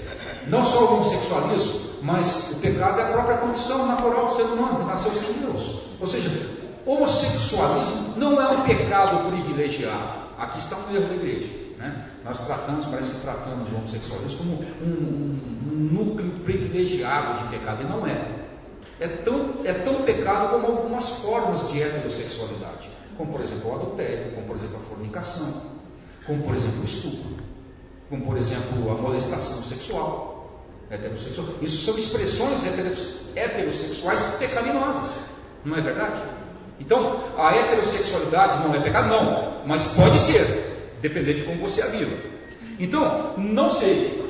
A pergunta que o nosso querido fez é: não sei, mas não nos cabe essa avaliação. E repito, não cedam à tentação de identificar, de abordar um movimento que exista sobre essa ótica de discussão sobre o homossexualismo. Tá, ok? Deixa a academia discutir isso, que é trabalho deles fazer. Eu vou tomar um pouco o desafio da primeira pergunta e vou falar o seguinte: eu não sei se nascem ou se acontecem essas coisas, mas é uma questão interessante. Há uma questão que o movimento racista odeia. Isso quando alguém fala, eu era homossexual e eu não sou mais. Não tem cara mais perseguido ou mulher mais perseguida que alguém que era homossexual e já não é. Existem vários livros que eu recomendo a vocês comprar se estão interessados em aprofundir. Um existe. Eu tenho uma versão em inglês porque foi dada por mim, pelo próprio autor, mas a editora central Oscar tem este livro, se chama Nascido Gay. Nascido Gay, na editora central Oscar. Ele é um doutor de Singapur. Olha, este livro, quando foi publicado em inglês, foi publicado por a editora falou, eu publico seu livro, mas eu não coloco sello editorial, eu não coloco logotipo, porque se eu coloco logotipo, eu não consigo ser percebido como louco. Isso é heterofobia. Então, é um médico super famoso, que é o irmão de um antigo arcebispo americano em Singapur. Então, este livro eu recomendo. Há outro livro que se chama Escape, uma pesquisa super interessante que tem nos Estados Unidos. Escape. E eu acho que foi publicado pela própria editora Central Oscar.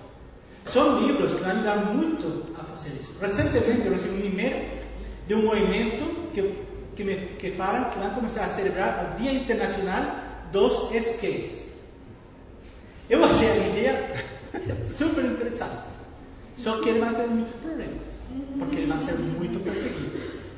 Agora, a resposta de Armando. Armando é um amigo meu, eu conheço ele tem um projeto muito interessante que se chama Projeto Spurgeon. Olha, a primeira pergunta, se eu entendi corretamente, e não sei se eu entendi corretamente, mas eu falo muito temos falado muito da revolução cultural. O movimento gaicista forma parte dessa revolução cultural. Tem um termo que eu acho muito interessante, e se todo mundo para de mirar a pergunta e começar a olhar para mim, talvez seja um pouco mais, porque senão, olha, tenho vontade de ler a pergunta também. A palavra é tolerante. Todo mundo quer ser tolerante, porque ser intolerante é a pior coisa que existe no mundo. Olha, você sabe, a palavra tolerante é muito interessante, como é utilizada pelo movimento gaicista e pelo movimento da revolução cultural. Porque você é tolerante com todo mundo, exceto com aqueles que discordam contigo. Vou dar um típico exemplo. Eu participei por muitos anos em um fórum na internet de debate político. No qual um dos temas, dos pontos era: nós somos tolerantes com todo mundo, inclusive aqueles que discordam. Quando eu coloquei o testemunho de uma pessoa gay nesse fórum, me disciplinaram. Acabou a tolerância. Acabou a tolerância. Me disciplinaram e em 2 meses apareceu no artigo: está proibido qualquer comentário homofóbico. Eu só copiei a notícia de uma jornalista que trabalhou por muitos anos no movimento gaicista nos Estados Unidos, que agora ela falou que saiu do movimento, que já não era mais gaicista, tinha uma outra revista, e eu publiquei. Não fiz nada mais, não fiz comentários. Só que eles sabiam que eu era bispo anglicano, e eles sabiam, por outros lugares, minha opinião. Então, imediatamente me acusaram de homofóbico, me disciplinaram, e aquilo virou uma bagunça de nada. Eu fui acusado muito fortemente. Um amigo meu me falou uma vez: eu quero conhecer você, porque eu nunca conheci ninguém que tenha recebido tantas vezes publicamente a seguinte mensagem: você estrangeiro, volte para seu país. Aqui no Brasil, eu tenho um grupo de pessoas, um grupo de fãs, que querem que eu volte para a Espanha. E eu falo para minha esposa: olha, a próxima vez que queremos ir à Espanha para tomar férias, se não temos dinheiro, eu falo para ele mandar uma oferta, que eu estou voltando para a Espanha. Agora, eu depois volto para o Brasil. Porque é interessante, eles falam que são muito tolerantes, exceto com aqueles que discordam. Portanto, há muito relativismo. Ou há muito dogmatismo. Eles falam: eu não sou dogmático, mas sou muito dogmáticos. Eles usam as palavras de uma forma muito interessante. Isso, em parte, responde também à segunda pergunta de Armando. Verdadeiramente, existe um perigo de que só terminemos falando do racismo. Existe esse perigo. O problema é que, se você tem percebido, nós temos colocado o racismo como parte de um movimento revolucionário de mudança cultural além do racismo. Ele forma parte de um ponto, é um ponto de um momento muito generalizado. E o primeiro é: eles não querem que você tenha uma mente crítica. a filosofia clássica nos ensinava mais a nossas crianças. Se você falar sobre Platão, ou sobre tantos outros filósofos gregos, ou pensadores cristãos, ou mais atuais, eles não conhecem. Recentemente um professor vinha e falei, eu fiquei chocado, turma do último ano. Eu falei sobre o livro 1984 e ninguém conhecia esse livro. Eu fiquei chocado. Se nós pensarmos, e se nós só sentamos vendo a novela, a coisa fica complicada. Então, a igreja não só tem que falar de caicismo, mas precisamos lutar esta batalha como precisamos lutar outras batalhas. O mandato cultural é ensinar tudo aquilo que Jesus Cristo nos ordenou. Tudo. E tudo também fala de que na família este é um homem e uma mulher. E que a homossexualidade é pecado. Pero que Deus ama os pecadores. Temos que arrepender-nos, mudar a nossa vida e ir. Por certo, uma questão interessante. Em todos os lugares das Escrituras, no Novo Testamento, onde não aparece a palavra homossexualidade, ou aparecem outras palavras que implicam homossexualidade, também aparece uma coisa que só acontece na igreja americana. É um dos mistérios, que é fofoca. Eu não sei por que Deus me fez que eu fosse americano, porque só na igreja americana tem fofoca. Eu não fui a outra igreja que tivesse fofoca. Se a homossexualidade é pecado, a fofoca é pecado. E se você quer destruir uma igreja muito rápido, comece a fofocar. Isso faz um trabalho maravilhoso. É a língua de Satanás. Então, o nosso mandato cultural é transformar a sociedade com a mensagem do reino, com o evangelho da graça. Nós amamos todas as pessoas. Inclusive os espanhóis chatos que vêm aqui a falar sobre coisas que você não quer ouvir. Temos que amar a todas as pessoas. Vai ser muito interessante porque as pessoas quando me criticam, eu mando um versículo do Antigo Testamento que fala: recebem os estrangeiros, porque vocês também foram estrangeiros. Irmãos, o tema laicista tem que ser entendido dentro de uma revolução cultural que é oposta ao mandato cultural da igreja. Estamos em um conflito de culturas. E se não percebemos esse conceito, não seremos capazes de mudar a sociedade. E certamente agora talvez nos permitam que pregamos o Evangelho, mas pouco a pouco as verdades da igreja serão limitadas. Porque nossa liberdade que foi dada por Cristo já está sendo como indivíduos, como famílias, como igreja e como sociedade. E se único que tem uma mensagem de libertação verdadeira, essa é a igreja. Porque todos somos presos pelo pecado. E só Cristo nos liberta do pecado. Eu vou tomar liberdade só de voltar aqui à questão, a segunda parte da pergunta do nosso querido Armando Marcos. Ele diz assim: a igreja brasileira não tem feito do deísmo sua maior preocupação, esquecendo do tempo ou dos temas? Olha, eu creio que não. A igreja brasileira tem sido desafiada e provocada por esse movimento revolucionário com a face que existe. Então, geralmente o que a igreja tem feito é respondido diante da sua responsabilidade cultural, né, diante da nação brasileira, como essa responsabilidade que ela tem, as provocações e as reivindicações desse movimento que tem implicações civilizacionais tremendas sobre a nação.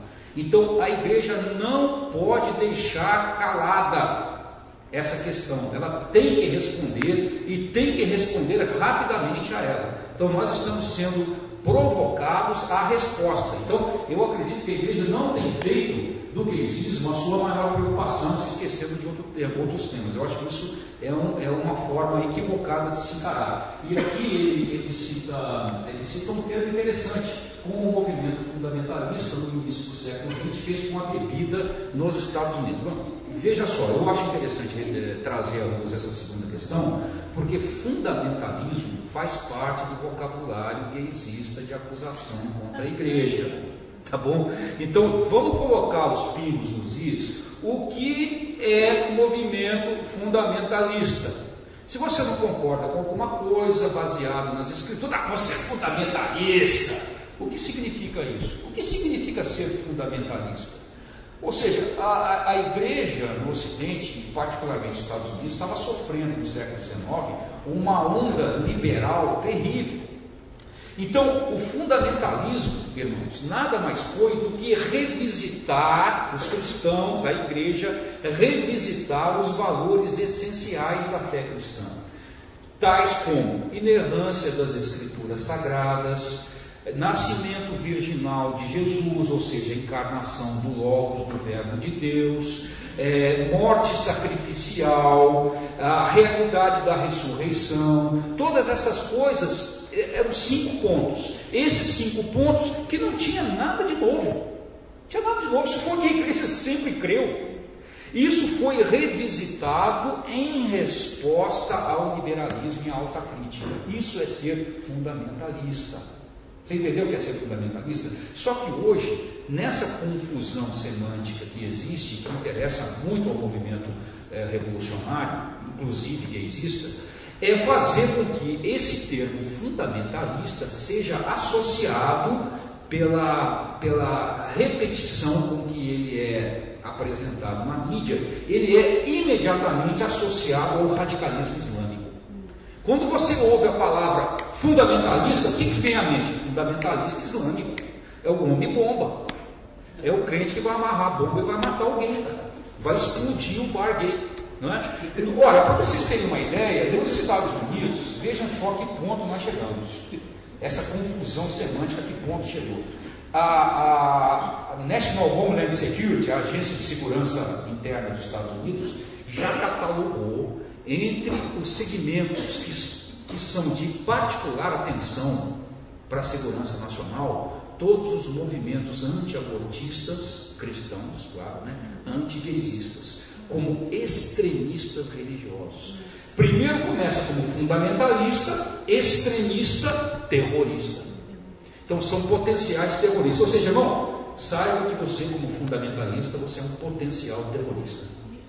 É assim que está se vendo, né? Então a questão, por exemplo, da bebida, não vem ao caso aqui, mas a questão da bebida nos Estados Unidos tem outras implicações, tá? Não foi só o moralismo, tinha implicações com a máfia, com o crime organizado, então não é uma questão simples de ser analisada. A lei seca lá causou mais problemas do que vitórias em relação a isso, mas essa comparação ela não faz muito sentido, tá? Então entendam o que é fundamentalismo, para você não se deixar acusar por uma apropriação indébita ou indevida de um termo que eles não sabem o que significa e que está sendo usado contra você para chamar você de terrorista cristão. Nós estamos quase acabando, mas uma das coisas que a gente viu bastante hoje à noite aqui foi, até me lembra o título de um livro que era Contra a Cultura Cristã, de John Stott. É um livro já antigo, mas tem muito a ver com aquilo que nós estamos conversando hoje, aqui, da maneira cristã de se ver o mundo e como isso reflete ou contrapõe a sociedade. E uma questão que eu queria fazer agora foi falar muito sobre mídia, sobre como a gente vê a televisão passa muitos valores, e um dos temas que hoje a gente tem percebido aqui com pano de fundo, tudo que vocês falaram, é como a mídia, e não só a mídia, mas o bispo José mencionou também na coisa de fazer discípulos, né? E a pergunta é, bom, a igreja talvez tenha falhado em fazer discípulos, mas será que a sociedade secular, aí, pensar no movimento gaysista, será que eles têm conseguido fazer discípulos? Porque os livros, tem livros que defendem o gaysismo, né? Tem novelas que defendem o gaysismo, né? Tem professores, né, que estavam comentando que às vezes ele reprova aluno porque tem uma posição contrária. Como é que vocês avaliam isso? Quer dizer, quem está fazendo discípulo de quem? Essa é uma pergunta excelente, porque eu acho que há uma questão que temos que pensar. Se você não ensina totalmente, os ensinos de Cristo, se você não dá na cosmovisão cristã, a quem vai dar? A quem vai? Se eu não ensino meu filho que ele tem que cruzar a rua por onde tem passo de zebra, A faixa de pedestre? a faixa de pedestre, obrigado. Alguém vai ensinar a cruzar para o outro lado da rua, ou ele mesmo ou outra pessoa.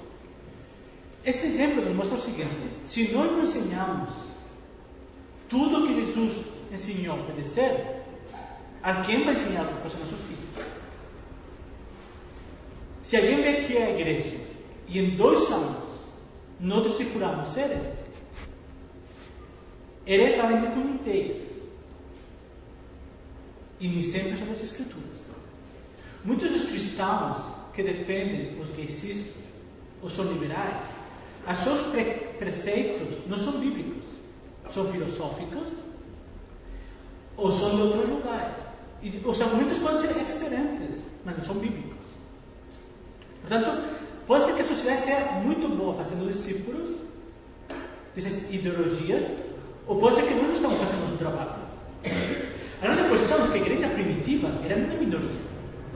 No aposento alto eram 120 pessoas. Não era multidão, eram 120. Mas eram 120 dispostos a morrer por uma causa.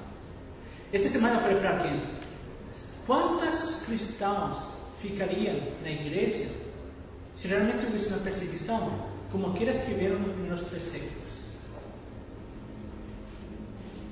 Não há pergunta.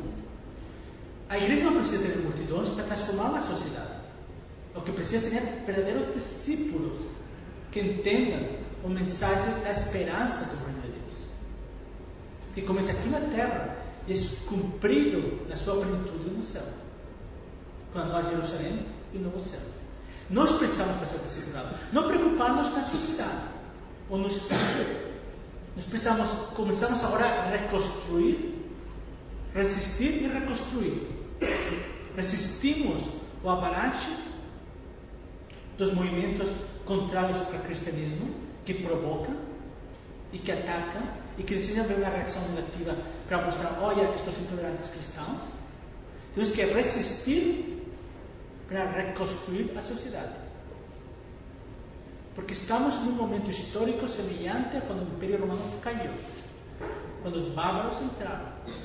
Os cristãos foram que mantiveram a cultura e a sociedade e reconstruíram, resistiram e reconstruíram. E esse é o nosso momento. Temos que resistir, ainda que a lei seja aprovada em contra dos que nós acreditamos. Resistimos, mostramos o caminho de Deus e reconstruímos uma nova sociedade. Aqui tem uma pergunta, não sei se temos que responder ou não, do pastor Timoteo, que pergunta sobre a cura gay. Olha, para começar, a famosa lei aprovada pela Comissão de Direitos Humanos não fará nada de cura gay. O que fará é que é incompreensível que uma pessoa, se eu sou psicólogo e uma pessoa vier a falar comigo, eu posso ajudar qualquer questão, qualquer problema que tenha, qualquer que tenha. Mas se ele fala que ele é homossexual e não é feliz e quer deixar esse estilo de vida, eu não posso tratar ele. Isso é o que está falando a Comissão de Direitos Humanos. Está falando: você pode ser tratado. Se você não quer ser, você pode ser tratado. Faz 2 semanas eu vi um vídeo de um psicólogo americano da Califórnia. Califórnia proibiu agora os centros de terapia. E ele falou: o que eles estão falando para mim, se quem eu sou hoje, é errado. Porque quando ele era adolescente e ele vivia uma vida homossexual, ele foi ajudado a mudar esse estilo de vida. E agora ele, como psicólogo, está ajudando outros jovens e outras pessoas a mudar seu estilo de vida, para descobrir-se quem são. Porque ser adolescente com muita pressão pode fazer que você tome uma escolha. Porque muitas pessoas que se falam homossexuais, na verdade, são bissexuais. Porque quando você é adolescente e você não tem valores, você experimenta tudo. Você até vez, eu conheci uma menina que ele tentou paquerar comigo e eu não aceitei. E 2 anos depois, ele até estava namorando com uma mulher. Eu não sei se ele teve desilusões na vida, depois ele começou a namorar com uma filha. Eu não sei, porque não conversei com ele. Mas a realidade é a seguinte: existem pessoas que eram homossexuais e hoje em dia não são. Existe um livro que foi publicado recentemente nos Estados Unidos. É uma professora, ela estava envolvida no movimento gaysista e ela deixou de ser homossexual porque um pastor amou ela. Não olhou o fato de que ela fosse homossexual, olhou o fato de que era uma pessoa que precisava de Jesus Cristo. Ela foi amada, foi recebida na casa deste pastor e ela aceitou Jesus Cristo e depois, pouco a pouco, deixou. Ela deixou, casou e agora tem 2 filhos adolescentes. Ela foi muito inteligente. Ela esperou muito tempo para publicar este livro. E neste livro, ela fala uma questão interessante. Ela fala o seguinte: a coisa mais difícil não foi ser cristã ou deixar de ser gay ou lesbiana, no caso dela. A coisa mais difícil foi quebrar os vínculos com a comunidade gaysista, porque ela foi atacada e perseguida e criticada e ameaçada. E isso, o movimento gaysista não quer que isso faça. Então, eu não gosto do termo cura gay, porque primeiro eu não gosto de falar de homossexualidade como uma enfermidade. Eu falo que homossexualidade é um pecado. Como o simples fato de você ser sorteiro e você enamora uma menina e você vai a um motel e tem sexo com ela, é pecado igualmente. O sexo tem um homem e uma mulher uma vez que está casado, não antes. Não inclusive na noite antes de casar. Uma vez que você é casado, você pode ter relacionamento com sua esposa ou com seu marido. Então, pecado é pecado, nós não negociamos. Então, essa é a questão que nós temos que falar. Olha, há pessoas que eram gays e agora não são mais. O motivo por qual são gays, como ele falou, há cientistas que têm. Eu tenho um estudo que eu poderia falar para vocês, defendendo uma posição ou outra posição. Mas a questão é a seguinte: há pessoas que precisam ser amadas e ser aceitas. E se uma pessoa tem tendências homossexuais, mas vive uma vida de solteiro, se tem relações com alguém, ainda que tenha tentação, se ele não peca, Deus ama ele. Da mesma forma, quando eu fui solteiro, eu casei só faz 5 anos. Eu tenho 40 anos, eu tinha 35 anos quando eu casei. Por 35 anos, eu fui fiel a Deus. Então, eu não pequei, eu era solteiro. Eu sei que muitas outras pessoas tiveram relações sexuais para o casamento. Mas nós somos chamados a ser fiéis a Deus. Seja solteiro ou casado. Porque se nós somos, estamos pecando. E isso não é negociável. Mas há pessoas que são gays que podem deixar de ser gays. Só deixar uma contribuição aqui para os irmãos. Essa questão da cura gay evidenciou o estado de manipulação que a mídia vive em relação ao movimento gaysista. Se você quiser entender o que está acontecendo, você não pode se basear pelo que você ouve pela grande mídia, pelo mainstream, como se fala, né? Você não pode, porque basicamente o que você vai ver aí é o resultado da cooptação que o movimento gaysista exerce sobre a mídia. E esse projeto da cura gay, é bom que você entenda, nunca existiu. O que se tentou ali na Comissão de Direitos Humanos foi justamente subtrair aquilo que o Conselho Federal de Psicologia está tentando impor sobre os psicólogos do Brasil, porque é uma organização, é um braço do Estado que está completamente ideologizado e tentando mesclar com a psicologia uma ideologia marxista, trazendo tudo isso que você vê aí, que nós chamamos de revolução cultural. Então, o que estava se tentando tirar dali era a obrigatoriedade de os psicólogos não tirar dali a obrigatoriedade dos caras não tratarem aqueles que, querendo, desejando, por livre e espontânea vontade, buscassem no psicólogo ajuda para o seu sofrimento. No caso, sofrimento por inclinações homossexuais, que pode ter N causas. Do ponto de vista da psicologia, o indivíduo pode viver aquilo como fruto como uma capa, como uma neurose, como uma reação de outros problemas que estão debaixo daquele comportamento. Ora, como o profissional da psicologia vai ser impedido de ajudar essa pessoa em nome do quê? Eu queria que vocês entendessem, se existem psicólogos aqui. Eu tenho falado com a minha esposa, que deve estar me assistindo agora aí online, né? Às vezes minha esposa é psicóloga, né?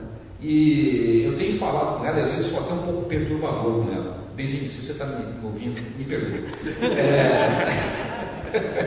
Eu tenho dito para ela, psicólogos cristãos, católicos, evangélicos, precisam se unir para mostrar força contra o Conselho Federal de Psicologia, porque trata-se de uma entidade cooptada pela ideologia que está a dominar esse país há 10 anos. Se vocês não fizerem isso, vocês vão continuar apanhando isoladamente, como vários psicólogos aí no Brasil estão sofrendo. Você pode procurar na internet o caso, por exemplo, da famosa psicóloga Marisa Lobo. É um exemplo clássico, que se identificou numa mídia social como psicóloga cristã e passou a ser perseguida. Ela se identificou, meu irmão, numa mídia social. Ora, o indivíduo está sendo tolhido da sua liberdade